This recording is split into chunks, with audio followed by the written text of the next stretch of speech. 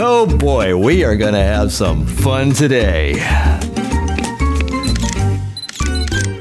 Hello, and thank you for coming. You'll never guess what camera I'm using today.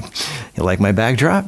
I like it too. That's why I thought I'd make a video for any reason. So I'm just want you to guess what camera I'm using. Obviously, it's not the RX100 because I have a nice creamy background. And this is only f2.8. This lens goes down to f1.4. If I use that, the background would be completely blurred out. So obviously, this is a bigger sensor camera. I'm using two of them right now, this one and this one. This one is using a Sigma 56 1.4 set at f2.8, and this one's using a Sigma 16mm 1.4 set at 1.7. For a wider angle look so you can see the behind the scenes BTS of what I'm doing. So let's guess what this is. That's right, I'm using my radio announcer voice because, well, I can.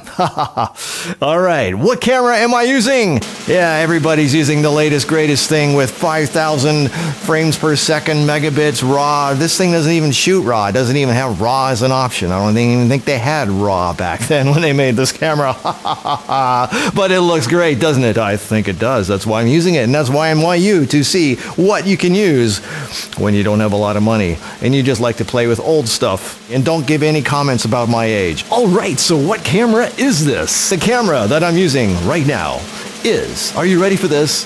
A Sony 5100. This is one of the first APS-C mirrorless cameras that Sony came out with. It came out when dinosaurs were still roaming the earth. It is so small, you can literally fit in your pocket, making this a real pocket camera. How many cameras can say that? And they got it right back then. It has a flip-up screen, and the SD card goes in the side, not the bottom. This is such a small, beautiful camera. I love it. That's why I have two of them.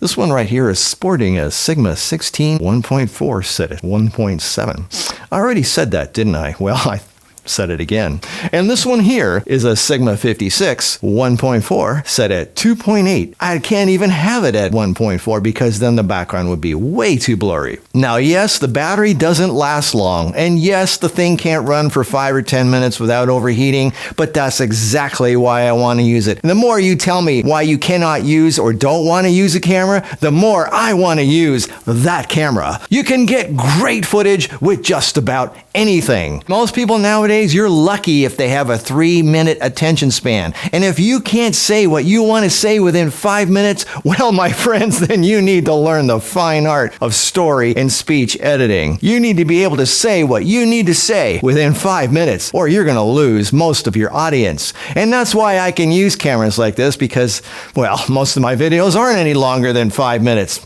Maybe 8 minutes at the most, and these cameras can handle that. I love stuff like this.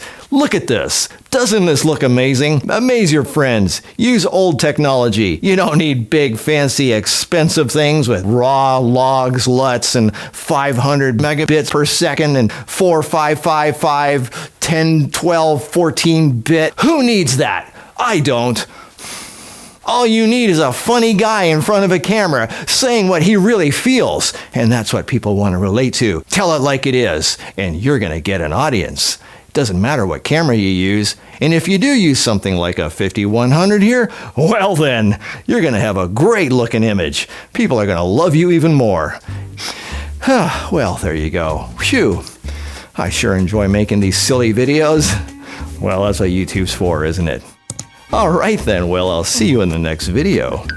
Until then, ciao. And I know what you guys are thinking. Does it have a mic jack? Does it have a mic jack? No, it doesn't have a mic jack. I don't need to impress people with big things. I like small, lightweight things that know how to get the job done. Look how small this thing is. I like small things.